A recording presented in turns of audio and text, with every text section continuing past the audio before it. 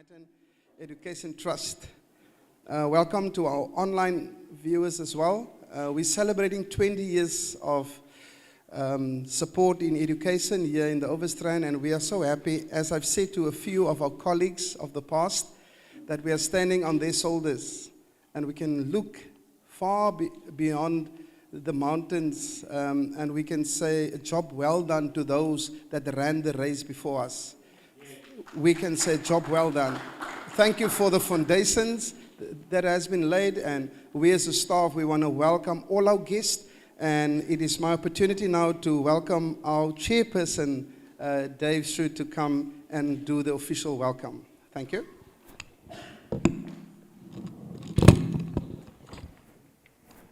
Hello, everybody.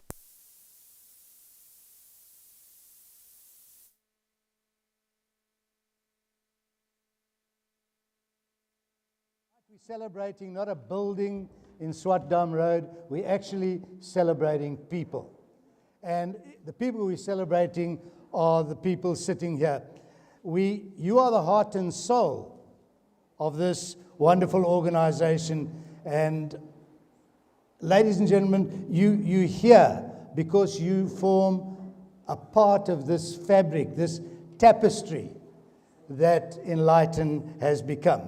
So it's very special, and the 20th anniversary is a wonderful opportunity.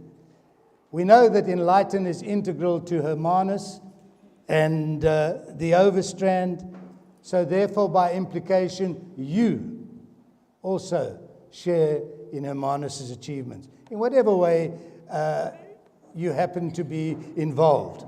So my job is to tell you about the people sitting here and the people that have been associated with Enlighten, and to pull together these splendid threads so that we can welcome them. So that may take a little time, but please, it's part of the evening. First of all, our honored guests. Everybody in Hermanus knows Gani Kaper, and I see Gani. I haven't met Jacques, but it's Henry's grandson. Gani, you're a very special person for us, and Margaret, very welcome to be with us. Our founder, Henry's family. We hope you have a wonderful time and take all the plaudits that you deserve. Also, we have Deanne Powell. Deanne, welcome, the wife of our late chairman, Alan. Colin Hall, a friend of Henry and fellow architect in the good old days of Enlighten. So you are very special, honored guests. We are very pleased to have you with us this evening. Our founding trustees, Angela, she's trying to hide. I told her to sit in the front. Angela and Ryk van Romberg from the Western Cape Education Department, Morris Chabalala, those were founding trustees in the early days. And we have an apology from Mike Sander. Then we have the founding executive, those people behind the power behind the throne. And it's so wonderful to have Lois and Lowell, the two wonderful twins. I heard a lot of stories about Lois, the first trust director, and Lowell, the first fundraiser. But what they did tell me was that the synergy of these two wonderful ladies was powerful and laid a strong foundation with Henry for Enlighten. So you're also very welcome. We've also got representation from the town council. I haven't met Ronald Nutt yet. You're very welcome, our ward councillor. Nicolette Johnson, our former mayor.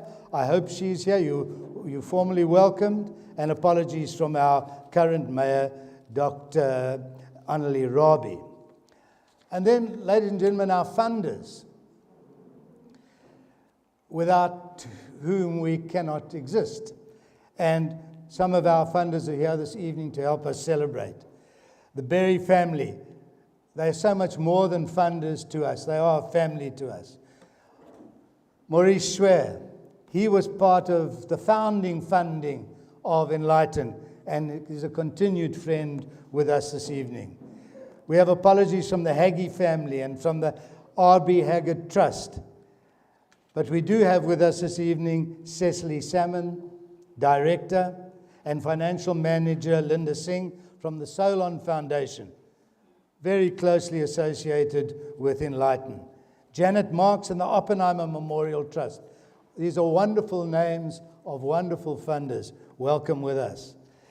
We should have a representative from Bidvest Global. We have, and I haven't met them, my apologies, Mary Haylett and the Yerster family, representing another fantastic, thank you, family supporting Enlighten, the McFarlane Trust. Without them, what would we have done? Enver Manchester from Abergold, you know, our local wonder business, Abergold. They support us. Welcome to Enver Manchester. Our daily donor, Gateway Spa, and Greta Train family, another local friend. I mean, that's a short list of many, many people who add to this wonderful organization. Partners, Leslie Beek, the Children's Book Network in Stanford. We also have partnership with Overstrand Learning Hub. We have partnership with Marita Weisenberg from the Shine Center in Cape Town. And we also are friends with Jerry McGovern. Not here, but many of you know Jerry. Education Department, I haven't met Lance Abrahams, Director of Education, OED. And I do know that Jenny Bridgman, Head of Curriculum, OED, is here with us. And all the Overstand principals and teachers, those people at the chalk face, a warm welcome to you all. And finally, in my welcome, former staff members, Betsy Raker, Gerda Volheim, Betsy Dubert, and Mikey Vandracht. Those are the people that were there right at the beginning. So all I have to do finally, ladies and gentlemen, with your permission, is to the trustees, the current members of staff under the leadership of Director Magritte, thank you for assembling together these people that form this tapestry of Enlighten. Our past chairman, Alan Powell, and Magritte had planned this evening some years back, and it really is tragic that Alan passed away last year and will be missing tonight. And therefore, we want to just pay tribute to him and what he has done. He left a gaping hole in Enlighten Trust. And that will be very difficult to fill. Now, Alan was recruited by Henry in 2007. Henry knew exactly what the value of people was. And he recruited Alan to become a trustee. Henry recognized the special passion that Alan had for education and for Hermanus itself. Alan was a chairman of Enlighten for more than 10 years, and he remained committed to the core business of Enlighten, which is the improvement of the quality of teaching and learning, and indeed the life in Hermanus. And he took over in 2010, and I still remember sitting in the trustees' meetings, and Henry would sit there as this guiding mentor until Alan had taken over the baton fully, and then he took it over so wonderfully, particularly when Henry no longer could come to the trustee meetings. Alan steered Enlighten through many testing times with education authorities, sometimes with local institutions. But through these times, he insisted on honest dealings. Every situation that Alan was dealt with an integrity. And we indeed were blessed by this ethical leadership. We were very happy to work under Alan D. I must tell you that. He brought considerable skills as an educator and a leader, and as I said before, he left a huge gap that has not been filled since his passing at the end of 2021. We are honored, Deanne, to have you with us this evening to celebrate his massive contribution. Next year, we will be celebrating 21. Now, tradition says at 21 you enter adulthood. And I was saying to Margriet, it seems that Enlighten Trust have been early developers, because we seem to jump from those baby steps 20 years ago in massive strides in a few short years, and we have become a mature, reliable, successful entity in the Overstrand. And for that we can celebrate. So it gives me great pleasure to wish you a memorable evening with us. If I had a glass of champagne, I'd say 3 cheers to Enlighten Trust. But thank you. I'm going to call on our I call him our friend of Enlighten, Maurice Schwer, who's going to say a few words about our founding chairman, Henry Caper. Thank you, Maurice.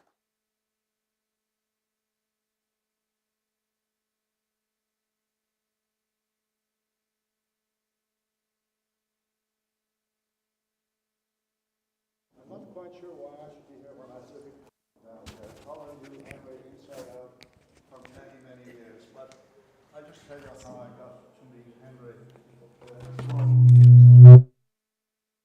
was thinking that an Irishman living in Copenhagen, and this always caused great amusement amongst my friends down here in South Africa.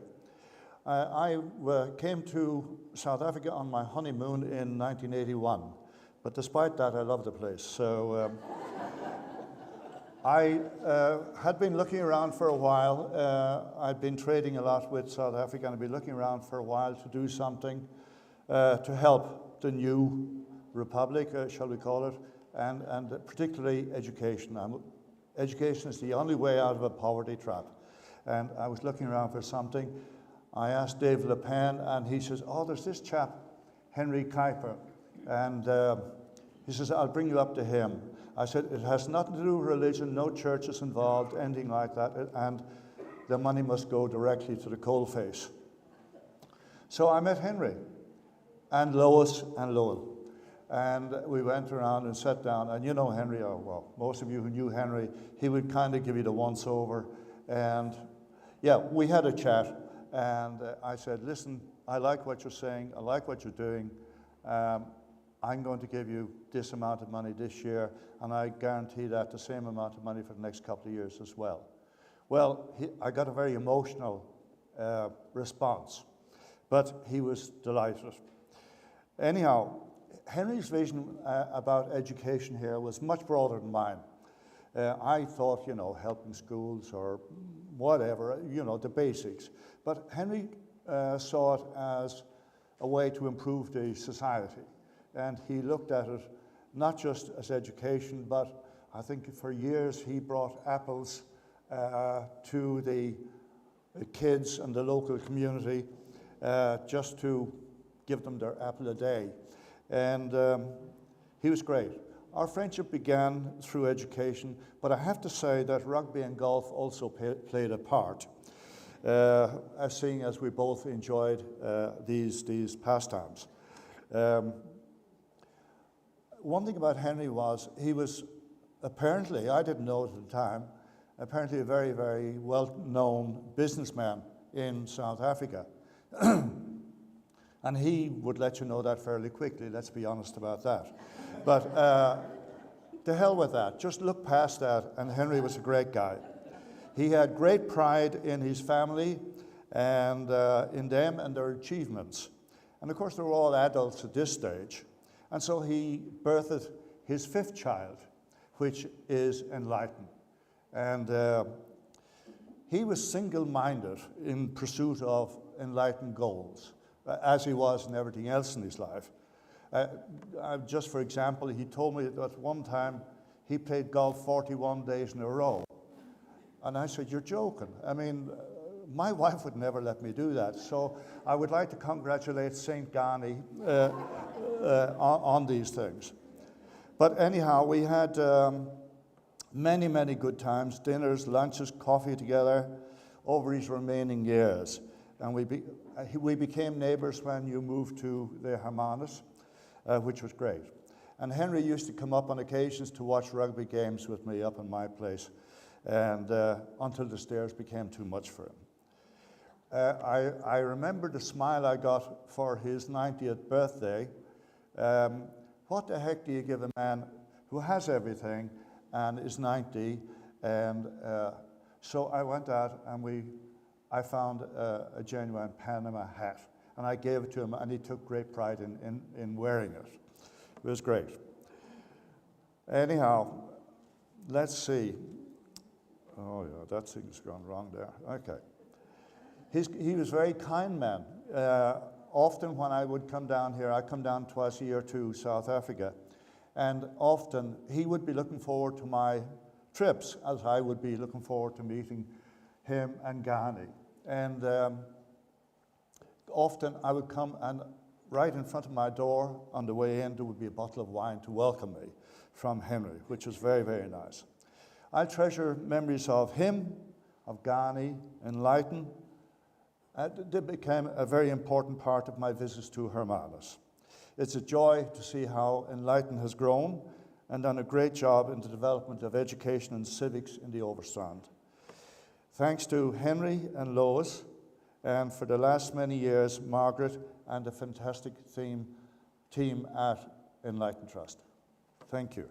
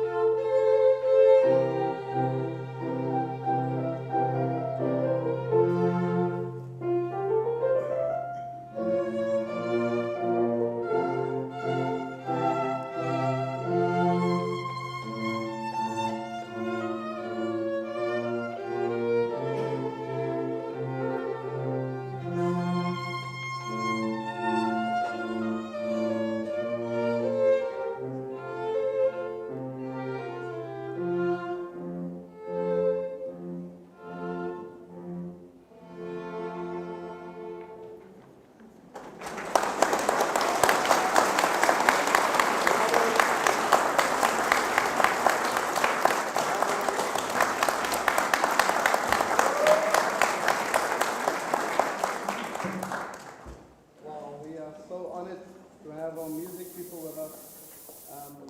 There's two things that is really a highlight for me for the last 6 years being with Enlighten.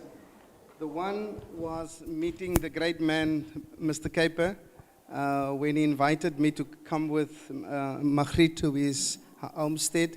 And it was a profound moment for me and a memory forever for me. The second one was a few years ago, we had uprising and thousands of people were walking down the street in the direction of town, and no one looked in the direction of Enlighten Trust. Windows were thrown out in many other places, but it seems as if the community of Enlighten knows that Enlighten is here for them, and we are so honored to be Enlighten.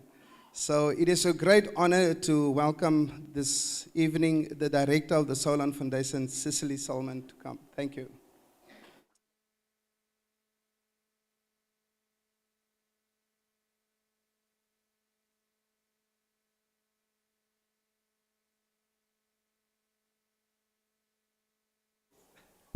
Oh, that's it. I can hear myself. Even better. Ha. Good evening.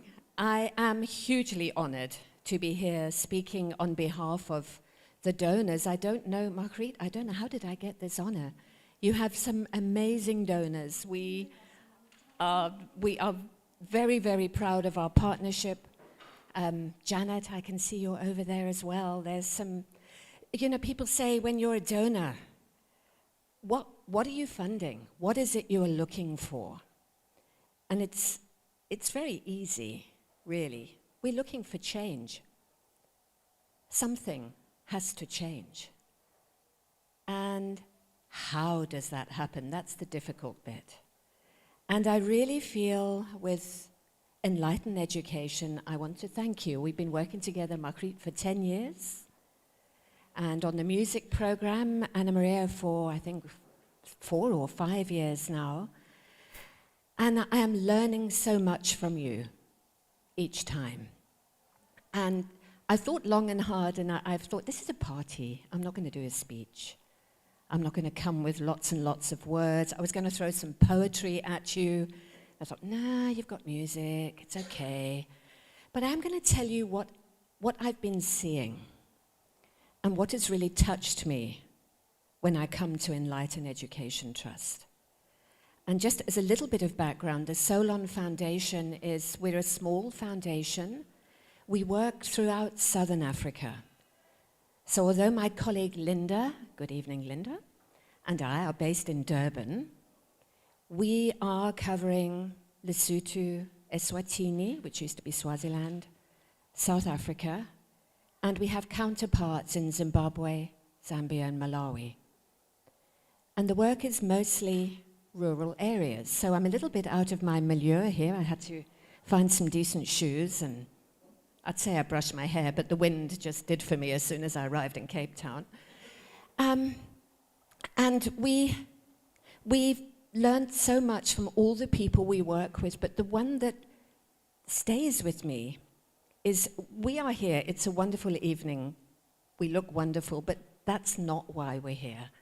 We're here because there are children out there whose lives need to change. And it's not going to happen by accident. And we appreciate what the government does, but it's going to take much more than the government. And when I look at the classes, and I go into a wide variety of classes, and particularly in the grade R's, the grade 1s, which is the work that we are funding with Enlighten Education. One teacher, 40 children, 50 children, 60 children. That's their first experience of school. And it's tough. But what makes a huge difference, and I'm going to feed back to you something which I heard in Eswatini. I met with some of our partners, and these were now young adults who we'd been working with for many, many years. And we were saying, what was the difference? What happened? What made your life change? And the words stayed with me. They said, somebody saw me. It was as simple as that. somebody saw me at a key moment in my life. Maybe I was in grade R or grade 1, and that helped that you and your magnificent team, that child, and I've been privileged to be with you in the schools and see that the teacher has seen that child and said, I've got 50 children, I can't do it on my own, but we've got help. And then the other thing that stays with me is around hearing. And I learned long ago that people cannot listen until they have been heard. And giving the children the chance to be seen, the chance to be heard, in whatever context, and it can be through beautiful music, you've created that space. In fact, Enlighten has created ways for young people to be seen and heard in a multiplicity of ways. We are so proud of what you are doing. And I'm going to add one last thing. And I don't know where you're going to go with this, but the young adults that I was talking to in Eswatini, and we said, so what else should we be doing? They said, and I'm going to quote, we need help to get side hustles. It's great to go to school. We want to be successful in a whole load of careers, but in the meanwhile, give us the skills, give us some help to create a side hustle so that we can look after ourselves and not rely on other people. And one young man even told me, I'm a hustlepreneur. He said, I go to the University of YouTube. I can teach myself anything, but you, not me, the organization we work with, you taught me how to access that. So, side hustles. Think about it. Thank you very much. Thank you. I think it's Jenny. Jenny now. We are missing Jenny tonight. I don't know whether I am missing her really, but she's not here. Okay, so Thank we're you so going much. on to the next item. Thank you. So we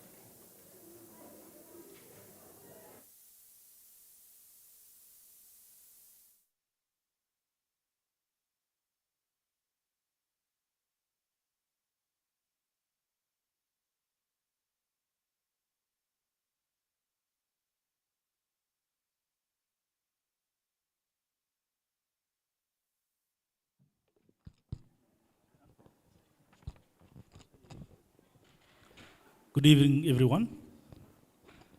It's now my honor and privilege to introduce our guest speaker for the evening.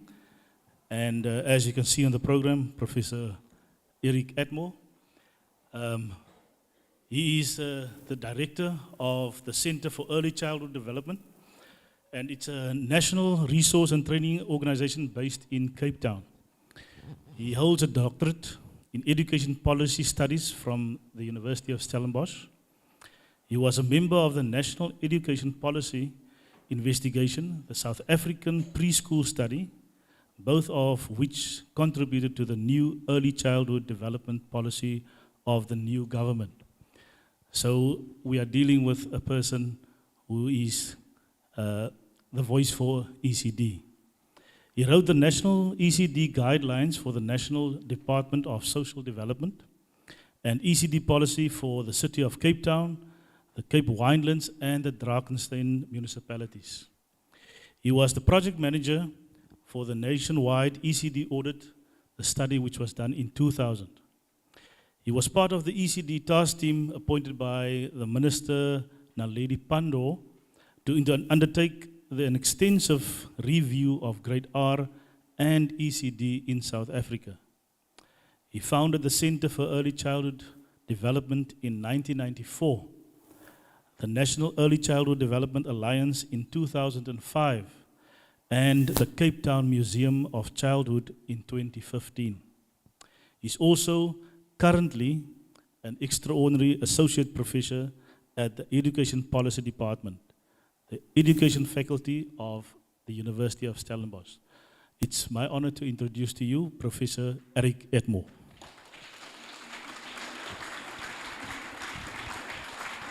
Using this?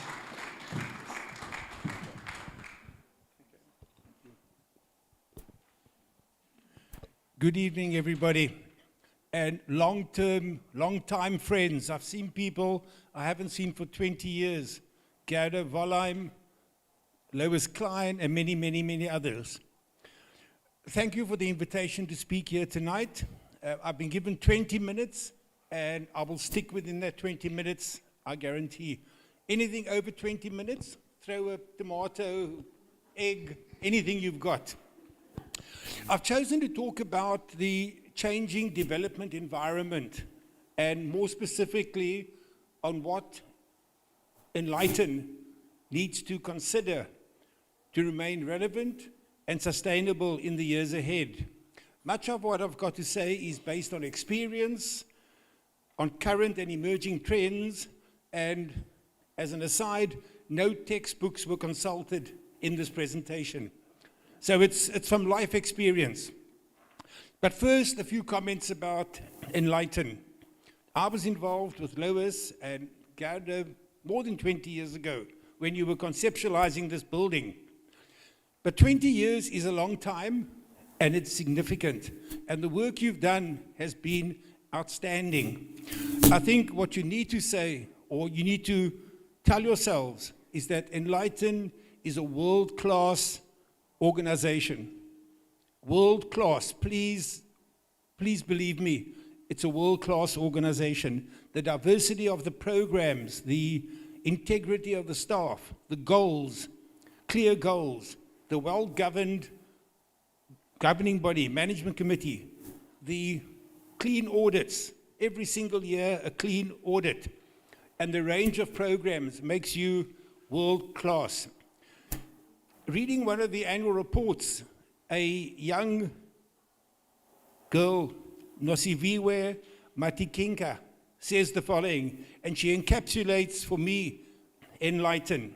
She says verbatim, "I love art and am happy that I'm studying it at university, as it has always been my passion. I would not be here today if it was not for Ashley." Now, I don't know if Ashley still works with you. Is Ashley here? Ashley, won't you stand up, please?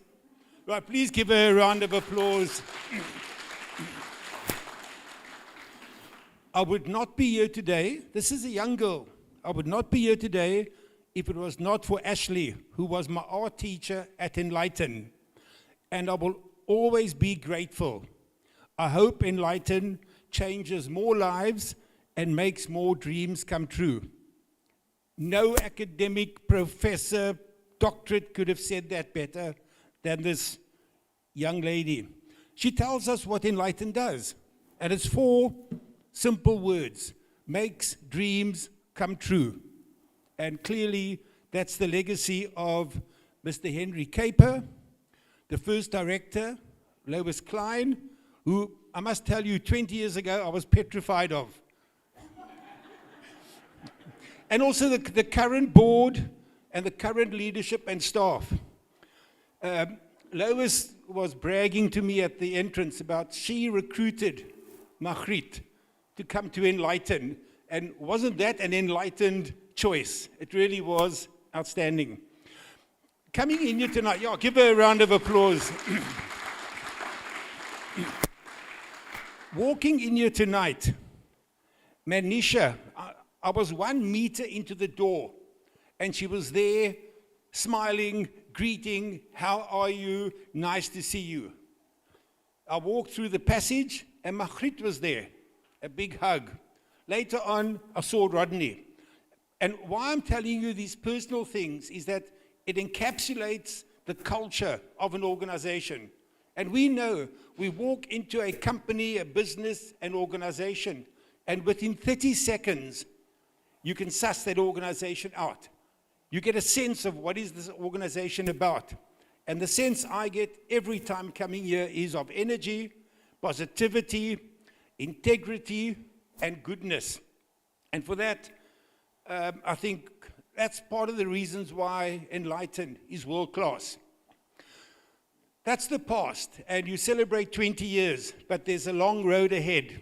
And I want to cover 8 areas, each very briefly, which I think are signals for us in the non-profit world if we are going to sustain ourselves. The first is, it's a totally new game. Non-profits are operating in a new era, a different climate, and an ever-changing environment. It's a new game that we're involved in. The world's a tough place, and it's going to remain tough for the foreseeable future. We see what's happening in the Ukraine. Shouldn't affect us, but it does. There's people who buy cooking oil. It's gone up 5, 6, 7 times in price. So global events affects Enlighten, and we need to be prepared for it. But for non-profits, it's always been a tough world. There's not a person who works in a non-profit environment who hasn't experienced that tough environment. Today, we live in a world that rewards strategy, performance, productivity, innovation, positive outcomes, and impact. It's a world that, if we do well enough, we don't cut it. The world is far more competitive now than it's ever been. The Department of Social Development tells us that there's more than 220,000 registered non-profits across the country. That's an enormous number. And the competition is tough. The field is littered with non-profits. If we do less well or we fail, then we struggle and eventually go out of business. No more is there entitlement simply because we're doing good work, or because we work with poor people, or because we are development orientated. And non-profits need to understand this and radically change our thinking around how we fit into the bigger picture. In South Africa, tens of thousands of non-profits have closed in the past 2 decades. More recently, those non-profits that are closing are larger, more established, but they are closing. Other non-profits have downscaled, retrenchments in the sector, and it's not COVID related. It was here 10, 15 years pre-COVID. In this new era, we have to show our worth. The second area I want to talk about is funding. There exists the belief that the main reason why non-profits close is lack of funding. In my view, this is incorrect. There is more funding in the development world now than there's ever been. Post-1994, there's more funding now. The evidence, the Trialogue Handbook of 2021 estimates 10.2 billion rand of corporate social investment money. If you add to that foundations and trusts, let's say an extra 5 billion, high net worth individuals, a few more billion, and then you add government's contribution, which is not insignificant, you come to a figure of around 20 billion rand that's available. There's a lot of money around. The crisis is not funding. The crisis is leadership and strategy. Poor leadership, no strategy will cause a non-profit to close or to be liquidated. I want to give you an example of why I say it's leadership and strategy. A few years ago, the director of an established early childhood organization in, I think it was in Mpumalanga or Limpopo, phoned me and said, Eric, we've got a funding crisis. We've got no funding. So I asked her to explain, and she said, we've got operating costs, but we've got no funding for it. She was not getting any funding from donors. So I named 5 donors, the 5 biggest donors in the early childhood sector. And I asked her, have you met with 1, 2, 3, 4, 5? Have you sent a project proposal to 1, 2, 3, 4, 5? And her answer to every one of those was no. No, no, no, no, no. I said to her, rather harshly but true, you don't have a funding crisis. You have a leadership crisis and a strategy crisis. So the funding is out there, but we need to change the way that we fundraise. The days of begging bowl funding, requests, if you do not fund us, we will close next week. Who's going to throw good money after bad? So we need to change the way we fundraise, because the donor world is getting more savvy. They're demanding impact. They want to come and visit you, and they want to speak to the people you work with. And we cannot pull the wool over people's eyes for much longer. The third area is the knowledge economy. We live in the information age. Knowledge and information enables non-profits to access resources. If we don't have knowledge and information, our organizations won't survive. And the greatest source of information today is the internet, a wonderful resource. At the click of a few keyboard buttons, you can see what Joe Biden is doing at the White House this week. You can find a recipe. You want to make curried meatballs, go on the internet. There's nothing that the internet cannot tell you. A lot of it is bad, but there's nothing that you cannot access on the internet. You can pay your accounts from home. Who ever thought that you'd be able to sit at home and buy tickets for a show? No money's changing hands. You get a printout and you take it to the door and you're in. Who would have thought that? You can trace long-time friends, and everybody in this room has Googled friends from long ago, without a doubt. You can listen to music of 60, 70, 80 years ago. You can watch sports events. I watched the 1966 World Cup soccer final when England beat Germany at Wembley. I watched it again a few weeks ago. Ireland have never won the World Cup, you know that? Yeah. But I will illustrate the power of the internet to you. In 2014, some genius, conceived of what became known as the Ice Bucket Challenge. Many people would know what it's about. You get a bucket, you fill it with ice and cold water, and you pour it over your head, right? And then you video it, and you put it online. It was for amyotrophic lateral sclerosis, ALS. Over 30 days, they raised $100 million.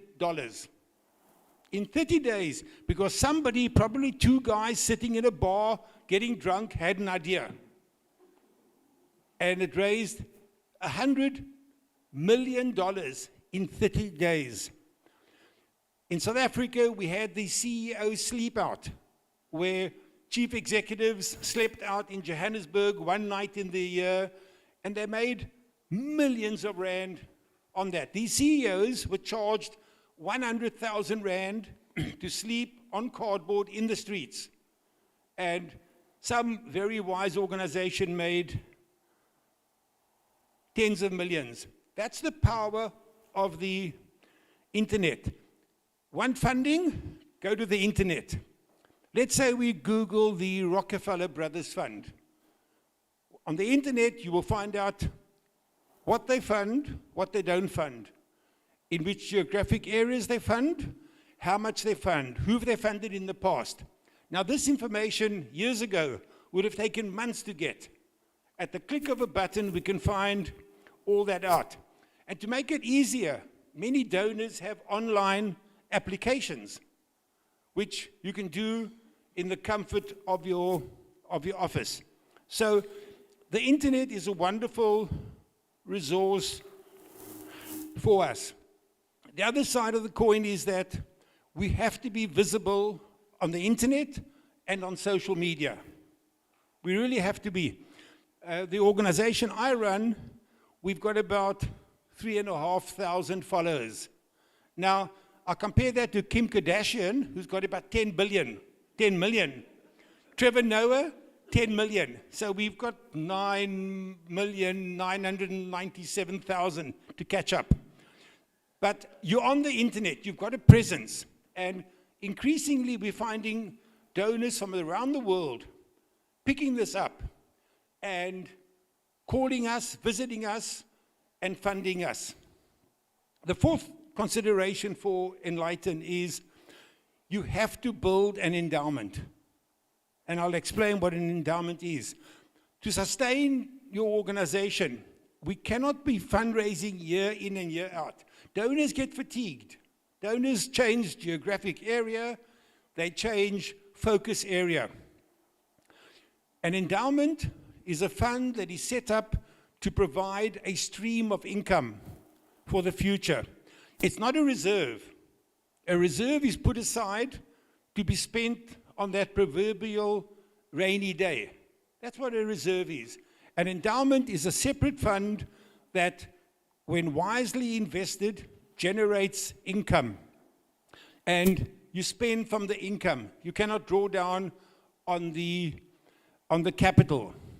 UCT, an endowment of 2 billion rand. WITS, an endowment of the same amount. Let's get into the big boys. Harvard, Yale, Princeton, endowments of $30 to $40 billion. Oxford, Cambridge, and many of our donors sitting in this room generate their disbursements through an endowment. So why can't non-profits have an endowment? There are some, very few, that have endowments. And these organizations are displaying the strategic thinking that I'm going to speak about later. So how do we do this? There are two ways. The one is go to your regular donors and say to them, we want to set up an endowment in order to sustain ourselves. Forward-thinking donors would support that. And the other way is to, when we do consultancy work, contracts, any self-generated income which is not designated or limited by the donor, we can do what we like with. Okay, we cannot go to Mauritius, but we can put it away and build an endowment. And as an example, if your organization has got a budget of 5 million rand a year, turnover 5 million rand a year, and you put away just 10% of that, that endowment will grow at 500,000 rand per year, plus interest and dividends. After 5 years, you will have 2.5 million rand, plus interest and dividends of about 500,000 rand. After 10 years, you will have 5 million rand, plus another 3 million rand in return, a total of 8 million rand. It's simple, clear thinking. And, you know, non-profits often ask me, but what will donors say if they see we've got a big reserve. They'll say, well done. It's the short-sighted donor who will say, you've got too much in your reserve. We're not going to fund you. Donors are looking for organizations that are sustainable. Hence my earlier comment, if you ever say to a donor, please, if you do not fund us, we will close next month. That's a sure way of not getting funding. So the beauty with an endowment is that as it grows, so generally the income grows. And my challenge to you, Margriet, and to your board is tomorrow morning, set the wheels in motion to start an endowment. Start with 1,000 rand, and you'll see how it grows. A very good colleague of mine set up an endowment a few years ago, and she phoned me about 2-3 years ago to say they've just reached 5 million rand, their first 5 million rand. And that's the sort of strategic thinking that we need. My fifth point is we need to think strategically. You know, non-profits love nothing more than strategic planning, because you go away for 3 days, you stay in a nice hotel or country club, and it turns out to be totally non-productive. Most strategic plans end up on dusty shelves. You ask an organization that's paid a consultant a fortune to help develop a strategic plan, did you ever use it? And invariably the answer is no. I think what is more important is to think strategically. And we do that every day. It's not a once a year, 3 days activity. Thinking strategically is on tax, and she plays women's golf. Right? We've never met this woman. Never met her. She's never met us. All we do is once a year, we send her our annual report. We've managed to track where she lives via the internet, and we drop off an annual report in her garden. So, because of a 20-minute radio interview, and you couldn't have choreographed this if you tried, she's given us 9.2 million rand of undesignated funding. Now, that's what I mean about visibility. Had we not been on the radio, she would not have known about us. And there are many opportunities for building visibility. Radios love good news stories. And if ever there's a good news story, it's Enlighten. Television stations, go on TV. They're regularly looking for good news stories. Write an article in the Daily Maverick. We had an article on Monday in the Daily Maverick. A beautiful article. Go to the print media. Cape Times, Cape Argus, Sunday Times, City Press. These opportunities exist, and the beauty is that they cost absolutely nothing. It's a bit of time, you've got the information in your head, just do it. The seventh area I want to comment on is, going forward, we have to develop our people. You know, non-profits and business proudly write that our staff are our most important asset. We've all seen that. And then they treat their staff exactly the opposite. Many non-profits tell staff they are an asset, we value you, but then treat them like incompetent, clock-watching loafers who do little work. We have to develop our people. We need to pay our people what they are worth, and there's no such... Linked to this is the issue of staff development. How many non-profits have a staff development budget line item? Meaning, do they spend money on staff development? I try to maintain 1% of expenditure for staff development. So if your budget is 5 million, you should be spending at least 50,000 on staff development. That's upskilling staff, building knowledge. And you don't always have to pay for it. There are institutions that will do the training at no cost, or they would sponsor the training. But we have to keep our staff up to date with what's going on in the field, knowledgeable. Because when that donor comes along and the donor says to the staff member, so tell me, how many children are there in this area that you work with? The staff member doesn't say, oh, I don't know, right? So if our staff are equipped, because our best fundraisers are our staff, not the leadership. The organization I run, our receptionist is Boniswa. She's got the most gorgeous smile in the world. When a donor walks in there, that donor is captivated in 10 seconds. She's courteous, she's humble, she's got a gorgeous smile, and she treats people well. That's where many donors pick up the culture of the organization. So when your donors go out with field workers, please don't go with. Let them trust them to perform, and they will come through for you. My last comment is on building partnerships. These days, if you go it alone, you will not survive. You know, it's all very well doing some projects by yourself, but the new strategy is partnerships and collaboration.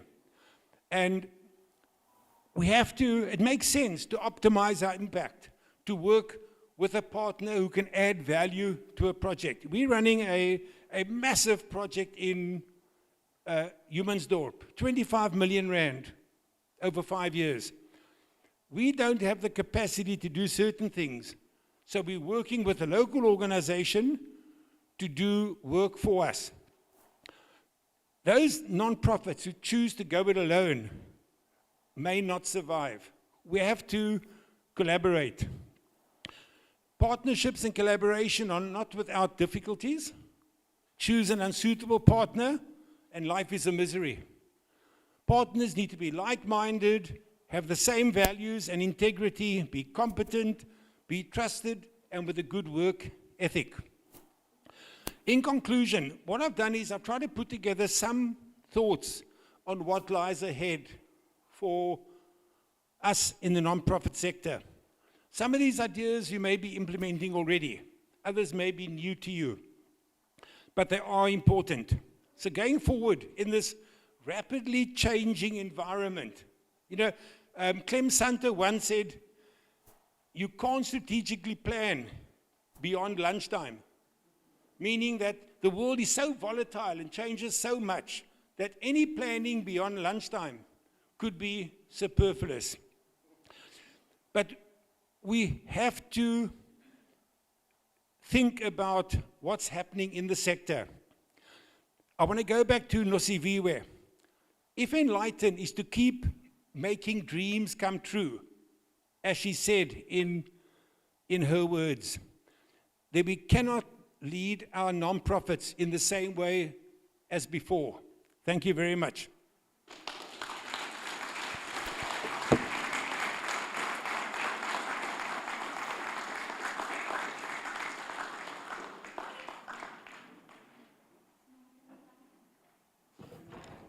Can we have Mabel quickly?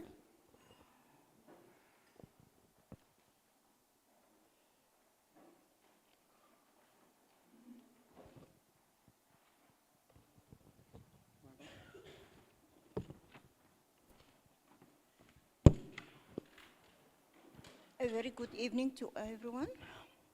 On behalf of Enlighten Education Trust, management, board, and staff, I am so grateful to get this opportunity to express my vote of thanks to our guest speaker, Professor Eric Atman, for accepting our invitation and for being here with us today to celebrate our huge milestone of 20 years in operation.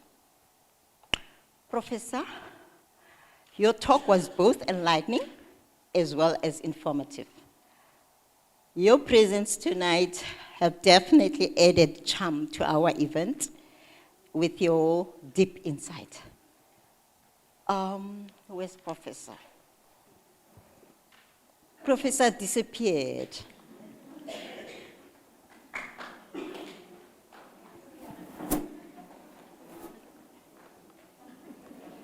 Professor, with this little gift, we'd like to thank you. Thank you. Thank you so much. Thanks, pleasure. Can I just say something? I came here with my daughter, and when I sat down, she said, "You took 29 minutes." Children. Thank you, Professor. Thank you.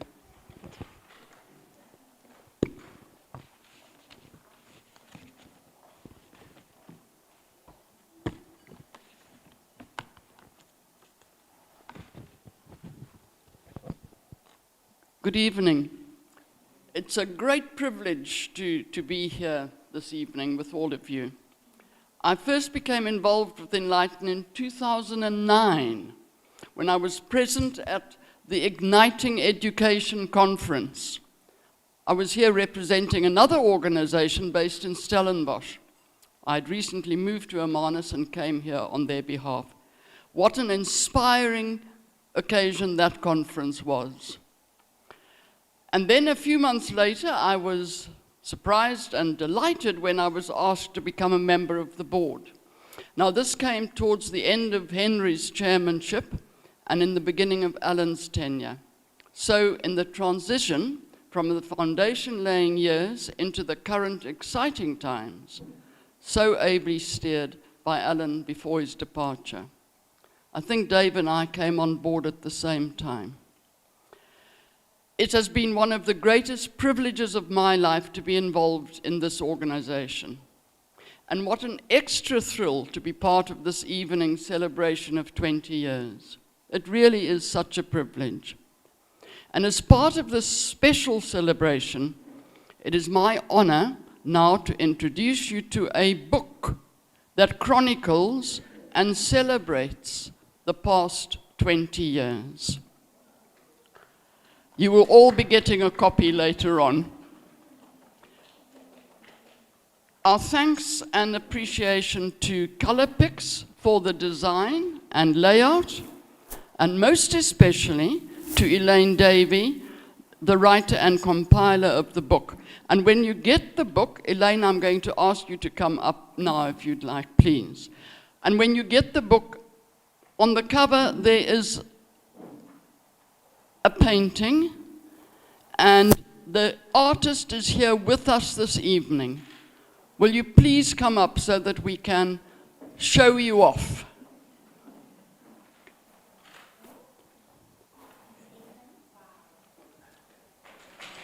There we go. Wonderful.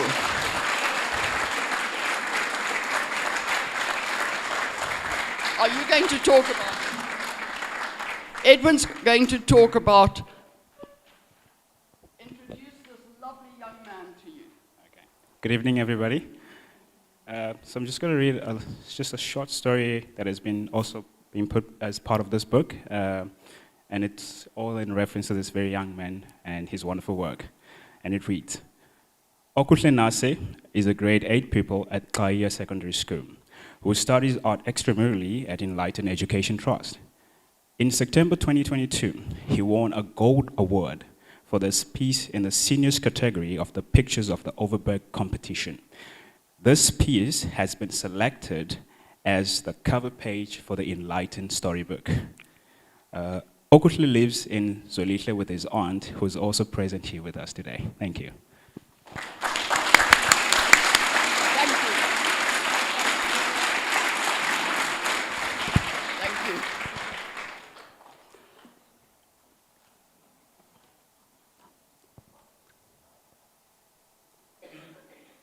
And it is now my pleasure to introduce Elaine to you. She is the compiler and the writer of this splendid book. Elaine, would you like to say a few words? Thank you, I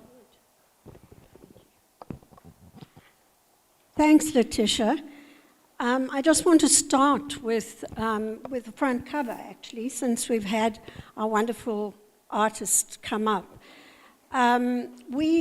Vinette, who is the layout artist and designer of the book, and I had already selected a cover.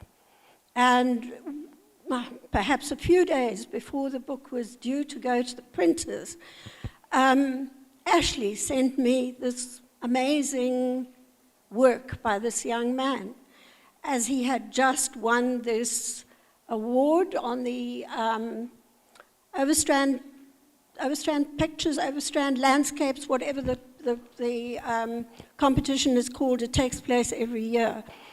And Ashley said, I'm sending this to you just in case you can fit it into the book. And I looked at it and I said to Vinette, we have got to use this on the front cover. It just makes such a wonderful statement about the vibrancy and the wonderful encouragement that Enlighten gives to the young people who pass through its various programs at different times. So I'm so pleased that he could be here. I asked Ashley if she could try to see that he got here this evening, and she said, oh, he is so shy. I don't think he'll come anywhere near this evening. So it's a great pleasure for me to know that he was here and that he can see for himself that his picture is on the front cover. So thanks, Ashley, for organizing that.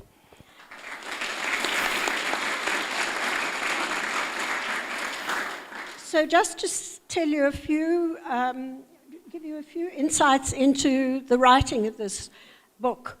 It all started round about the beginning of this year when Margriet and I were talking about what she had planned for the 20th anniversary of Enlighten. And I said to her, so are you going to bring out some kind of booklet or story about it? And she said, oh, I don't know, I didn't think about that. So I said to her, you know, there's one born every day. I said, would you like me to do it? She said, oh, wow, fantastic, yes. Yeah, it was a labor of love, but it was tough love, I can tell you from the beginning. And we went through all kinds of crises along the way, and I'd phone Margriet or WhatsApp her and say, oh, there's a disaster. And Margriet always said, it's fine, it's going to be worked out, everything's good. So just to go through just a couple of things, I think one of the reasons that I wanted to do this book is that I, of course, worked for Enlighten for 3 years, and so I had a good background into the organization and who did what, and I was very fortunate in the time that I was here to have known some of those early foundation trustees. So I knew Henry, and I knew dear Harvey Tyson, whom I'd known before when he was editor of the Star, and I knew Nico, and so all of that had given me a very good background on the organization. And I think as I was preparing this book, one of the things that struck me, apropos of what Eric had to say, and of course Eric and I have been fighting this fight since the 1980s, and listening to him I could hear the same themes being expressed over and over.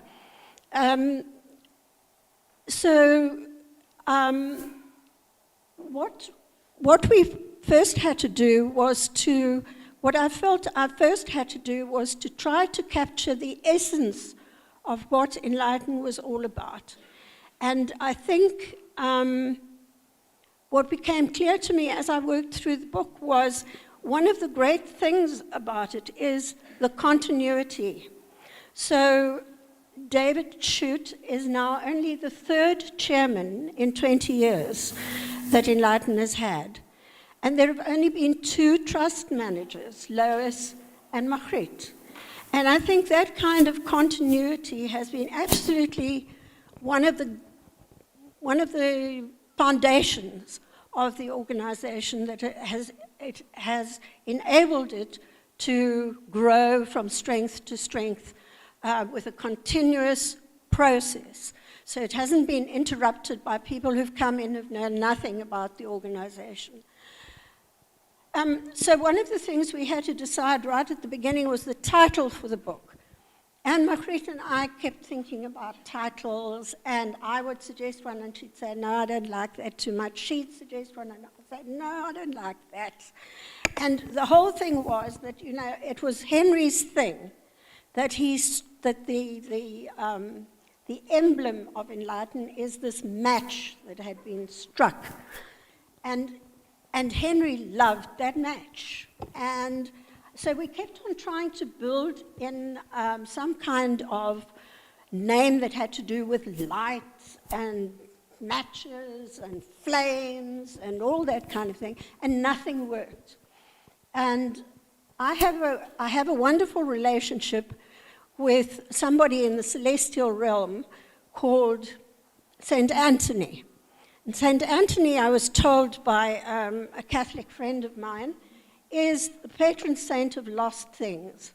And as I've got older, I've depended more and more on Saint Anthony.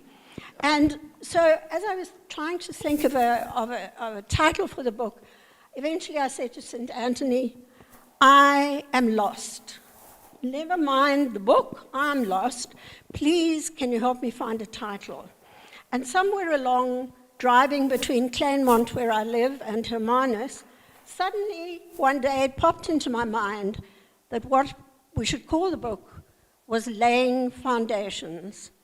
And I immediately contacted Margriet and said, how do you feel about it? And she said, I love it. And for me, the Laying Foundations theme had to do with the early years of Enlighten. The first 20 years of Enlighten have been the foundations, have been strongly developed foundations which are going to see it through for many years into the future. And on the other hand, what Enlighten does in all its projects over all the years has been laying foundations for children's development. And that's why there has been such a strong emphasis on early childhood development, of course. But a lot of extra projects have come in, all of which have as their goal the laying of foundations for future lives of children in our area. I just want to say one or two things about the actual book. One of them is that I haven't mentioned the names of any specific staff members, because there have been so many staff members. Some of them have been here almost since the beginning. Some have come later. Some have stayed a short while. Some have been here much longer. But they've all contributed something. And I didn't want, inadvertently, to leave anybody's name out. So I didn't mention any staff members' names, and I haven't included pictures of any staff members either. And that's not because I wanted to be nasty to them, but because the whole focus of the book is on the projects that Enlighten has developed over the past 20 years, and mainly on the children. So the emphasis in the pictures that we've chosen have always been, the emphasis has always been on the children and their welfare. I think the last thing I wanted to say is that I asked Margriet just before we were ready to send the book to the printers, and by the way, we've been through the most terrible time with the printers and various other aspects, but never mind, we were still trying to sort it out on Monday this week. But before I just get to that point, I just want to say that this book has also been a team effort. It hasn't been the work of any one person. So Vanette, with whom I've worked for many, many years as a layout person and designer, has been absolutely fantastic again, despite the fact that she now has a 4-month-old baby that she's having to do, and load shedding. If it wasn't the baby crying, it was load shedding, so it was a dicey business for her. But to pay a tribute to Vinette and to Beverly of Colorpix, both of whom just have been so wonderful and supportive throughout the whole process. And then also just to mention my son Robin, who took many of the pictures in the book when he took a series of pictures for Enlighten a number of years ago. But I also asked him at the very last moment if he could proofread the book.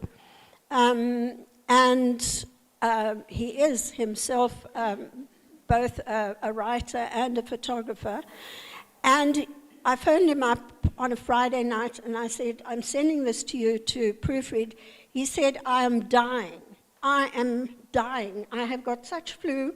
I'm running a raging temperature. I am in bed. And I said, you will have to get up and do the proofreading. That's all there is to it. So he did. So any proofreading faults, any typos, just lay it on him and the flu that he was experiencing.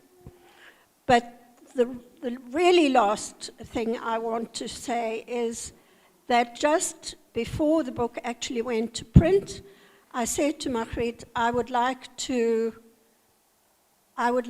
dedicate this book to 2 ladies who have been an inspiration to me, and I think without them, Enlighten wouldn't have reached where it is today.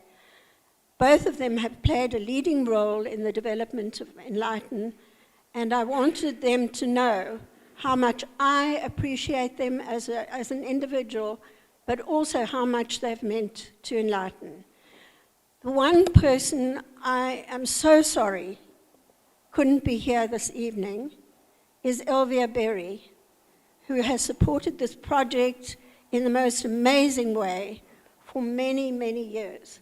And I'm so pleased that members of her family are here this evening. Elvia was a wonderful friend to both me and to Enlighten. And the other person I'm so happy is here tonight is Gani Kaper. We all know, we've all heard a lot about Henry and how he started Enlighten. But without Gani standing behind him, sometimes pulling him down to a more realistic level when Henry was on one of his flights of fantasy, Gani has always been there and has always been involved in the background with what Enlighten has achieved. So, Gani, this is for you. Thank you.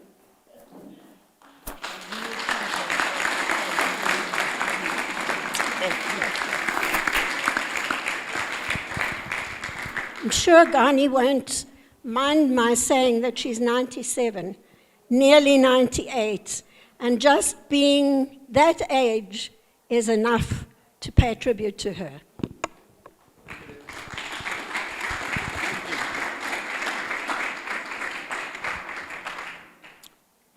Elaine mentioned the important emblem of the match.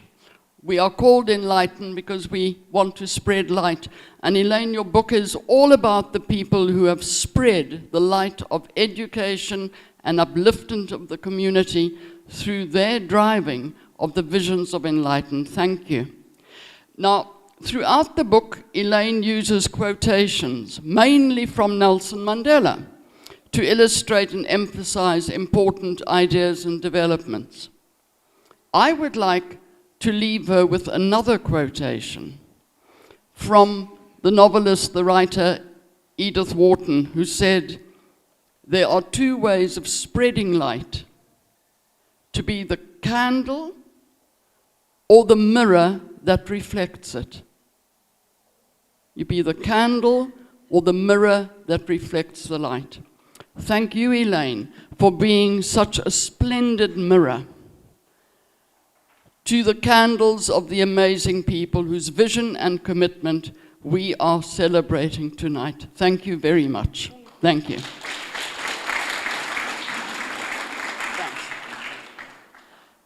And now it's my pleasure to invite our director, Margriet, to the podium, Margriet Peter. Lovely to have both of you here this evening, Lois and Margriet. Margriet, over to you.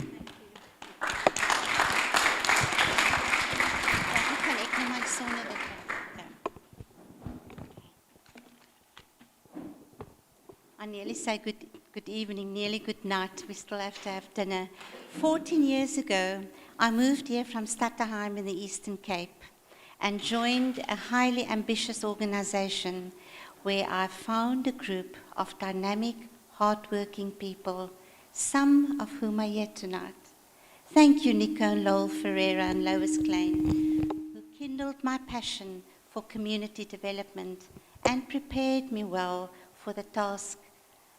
I knew I had big boots to fill.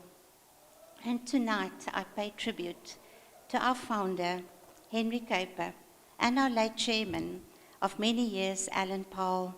Their input at all times were valuable, insightful, pragmatic, and sound. They will continue to be a driving force behind our work. And over the years, more dedicated staff and volunteers have come on board. I salute you all. And multiple partnerships have been developed over time with government and donors that have resulted in Enlighten what it is today. For me, it has been an exhilarating journey, and I'll tell you why. Colin Hall, businessman and leader who worked with Enlighten in its very early years, said, "We all live between resonance and dissonance. Our energy can flow naturally and positively, or it can be blocked, distrusted, and negative. We can be in tune or hopelessly out of tune with ourselves and others." I quickly learned that at Enlighten we choose resonance and high energy and build relationships based on empathy and trust. We enjoy maths, reading, writing, playing beautiful music, and creating stunning art while reaching out to our communities. I've seen it firsthand, the rapid growth in the needs in our communities, but also the generous response of our donors. As we know, several of whom are present here tonight, I salute them. I pay particular tribute here to the late Elvia Berry, who passed away only some weeks ago. Happily, I can report that I've seen the positive results on the ground thanks to the immense support of our donors and the work of our dedicated and resilient Enlightened staff, past and some of whom are here tonight and present. These joint efforts have made a marked difference in the lives of many thousands of children who have been given an opportunity to get the most out of their school years through improved literacy, numeracy, and other cognitive skills. Equally, the skills of many teachers, notably in the early childhood sector, have been enhanced, thus enabling them to improve the quality of education being delivered. Of course, we do not work in a vacuum. Our work is firmly embedded in the CAPS document, and we've been partners of the Department of Education, Social Development, and Cultural Affairs and Sport from very early on. I believe that these partnerships have worked very well, and I look forward to growing it even further in the years ahead. Thank you for all the support from all our donors and the departments. Yes, the task ahead is enormous, but I believe that we have a tried and tested model of working with local schools that has evolved over 20 years. But I also recognize that we must be a learning organization, one that listens and evolves over time. Looking to the next 5 to 10 years, our work will be shaped and inspired by several factors and institutional developments, among which President Ramaphosa's announcement that the Department of Basic Education would take lead responsibility for early learning as of this year. The launching of the Thrive by 5 Index initiative also this year, and the onus placed on all of us by Sustainable Development Goal number 4 of ensuring inclusive and equitable quality education for all girls and boys by 2030. Tonight is a night for celebration, but from tomorrow we'll get back to work. As we go forward, we will endeavour to reassess the needs in our communities by listening to their concerns, while at the same time taking stock of what has worked well and less well in the past. We look forward to engaging fully with the Department of Basic Education and our other partners in delivering services to the needy with renewed focus on the early years, while also being alert to the needs of our young people who are at risk of falling out of the system and are in desperate need of acquiring skills. And please allow me to dream that we will see small Enlightens pop up in communities currently not serviced by NGOs such as ours. We would be delighted to mentor them if the need arises. Importantly, we will work hard to attract more donors to help us to meet these needs. At the same time, let me assure you that we will aim to be an even more efficient, more effective organization that, in the spirit of our founding fathers, makes a difference to learning and life in the Overstrand and beyond, and why not? I'm confident that we have the right strategy, the right people, and the right level of ambition to do so.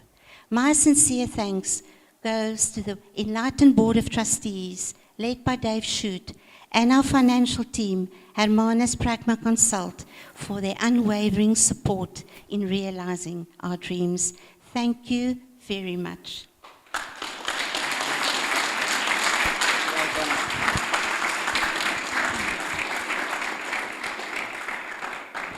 Hulle sê in Afrikaans, as jy hande klappie, is jy jaloers. So we want to thank our beautiful director for a very powerful speech, and we've been challenged as staff. Look ahead, and we need to stay relevant. I'm thinking, as the project manager at Enlighten for the last 5-6 years, I've been thinking of an example of impact, and I thought of this young 9-year-old foster parent calling on behalf of this kid. This kid did not come home the Thursday night, and the parent called me to ask whether we could perhaps assist. And I drove here and there, and then we discovered some other kids were dragging him towards the bushes on a Friday night a few weeks ago. So his name is Regan. And when I discovered this situation, I took him with me. And ever since, I then discovered that this is why Enlighten is in our community. So this young boy, 9 years old, the first time in his life he went to school this year. 9 years old. So he's been asked to be with a grade 2 teacher. Can't read, can't write, doesn't know how to spell his name. But Enlighten gave this hope and this life to this young gentleman. Once a week, now one of our staff members, Verity, works with him, teaching him how to write his name and teaching him the litnum that he needs to know at that age level. And that is why we are here tonight, to celebrate those small steps in our community. And we are so honored tonight. In our Thanksgiving, I'd like to acknowledge our ward councillor. Councillor Nutt is here. I saw him somewhere there at the back. We want to thank him for coming. We also want to recognize tonight, and thank you for coming tonight, is our circuit manager for the WCD, Mr. Philander. I met him a few times at the schools, and we want to acknowledge you as well. All our teachers and our principals, it's just a great journey to be partnering with you and to be in this space of education and to support our schools. So for those who've not yet been to Enlighten, this is a busy bee in the afternoon. When schools are out, kids are coming in. Sometimes we have lots of challenges with regards to hundreds and hundreds of kids at once to make copies of tasks that needs to be in tomorrow, etc., etc. But we want to thank the principals for opening their hearts, for allowing us in their space and supporting. So a sincere word of thanks. Mrs. Kuiper, you are tonight. We want you to know that you are our inspiration. Being here tonight, it's an honor for us, and we want to thank you for coming and being with us, as well as your family members. Mrs. Paul, it must have been a very tough and difficult journey for you as such, but I can still remember the last day when Alan came up to the stairs and spoke to us, and he was the person that interviewed me when I came, and I felt so at ease, and so that fatherly figure that he had, and it was so inspirational, always makes you feel that welcoming, and we want to thank you for being with us today as well. We sincerely thank you for being here tonight with us. History is very important, and I've studied the historical notes of Enlighten, and every time as I go further into the history, I read this name, Lois Klein, and I always wanted to meet this tough lady that I've read in the notes of Enlighten. So we want to thank you for coming all the way to Enlighten tonight. Our first trust manager, you are here in celebrating this 20 years of excellence, and it must just, I can just imagine how it feels. You were there when this baby was born. Now this baby is 20 years old. And there was a lady that were helping getting funds into the buildings.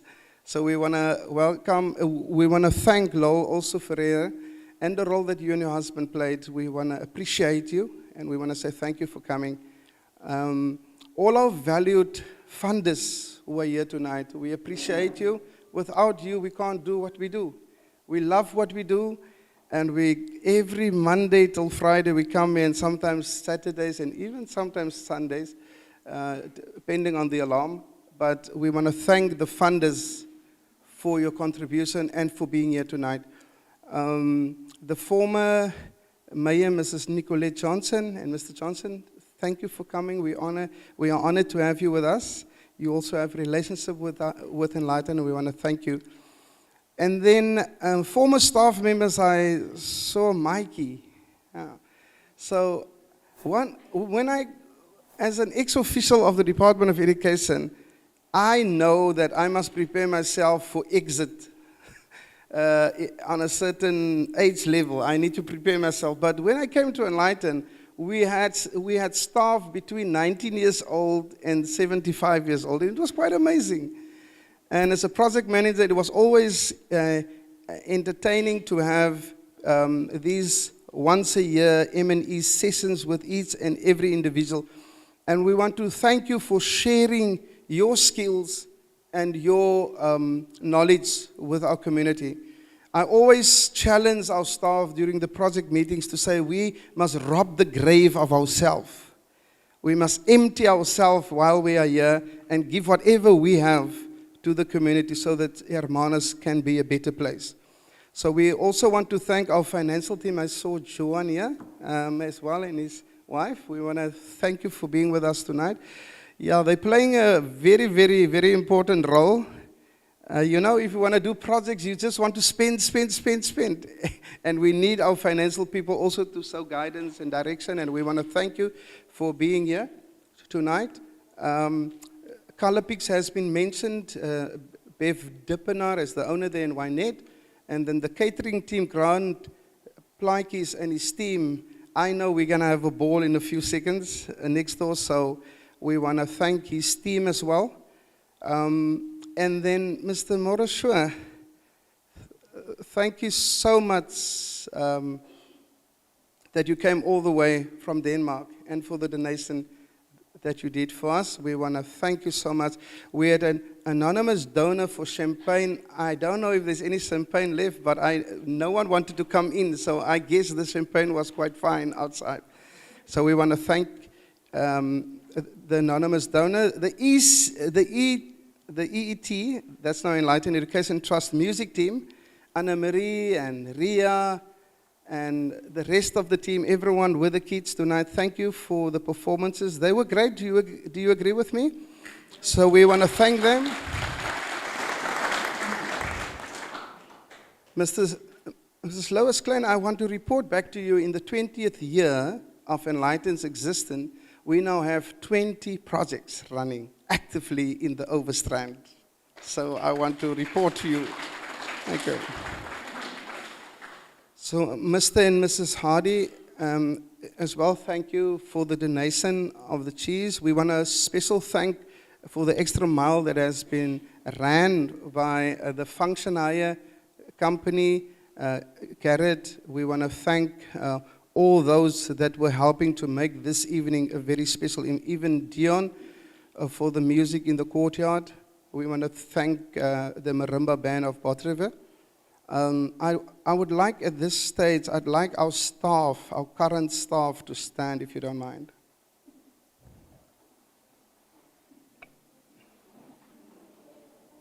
Good. Okay. Can we open that curtain a bit? So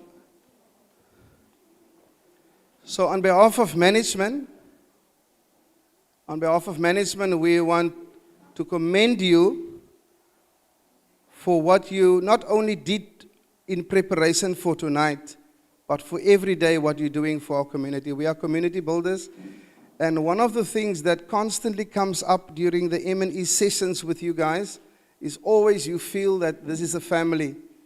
You come from home and you come to family. So we want to thank you for your caring, for your sharing, and for your love, your compassion for the kids, and the way that you deal with the kids. It's just amazing. So we want to say tonight, from the bottom of our heart, thank you for what you are doing at Enlighten, for Enlighten. Okay.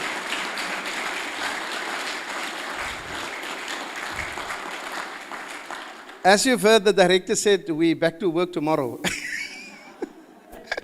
It's Saturday. So before we go and visit the project rooms and getting ourselves ready for nice refreshments, we would love the staff members that will be doing the bouquets to come now, and it's time for flowers now.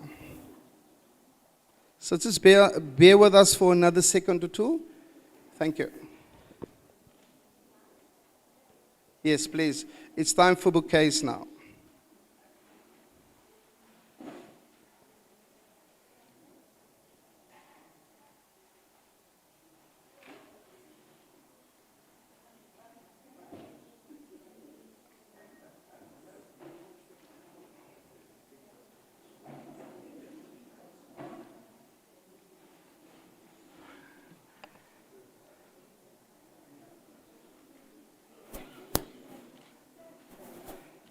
Show of appreciation.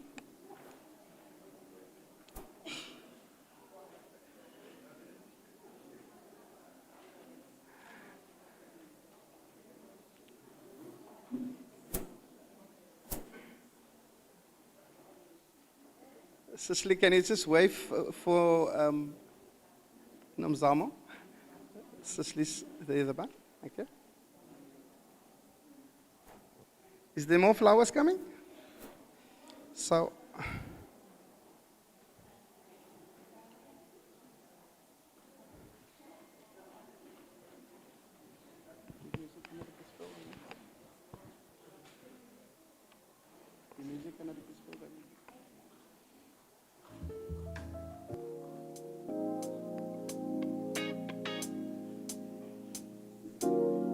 So, ladies and gentlemen, so ladies and gentlemen, we are going to encourage our visitors tonight to visit our building and all our project rooms. On your left-hand side, you'll find our library, and in the courtyard, you will find our arts room as well as art room on this side. Our computer facilities, for those who are okay with the stairs, we don't have a lift yet. We will work within the next 20 years on that. The computer lab and the robotics and coding room is upstairs. And then we have our toy library here, as well as where we do therapy work with the kids is in these two rooms here. Please enjoy the evening with us. Please enjoy our courtyard. We have fabulous refreshments for our guests, and enjoy the night further. Thank you.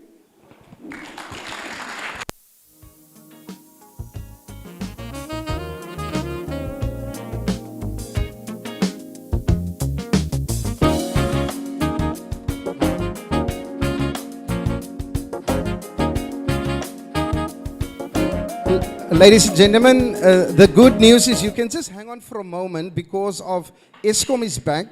We want to turn the generators off now. So it's going to be dark for a few seconds. Please stay in your seat if you don't mind. We just want to do that change. Yes. In the meantime, we will come to you and we will hand over a book as a gift to our guest. Thank you.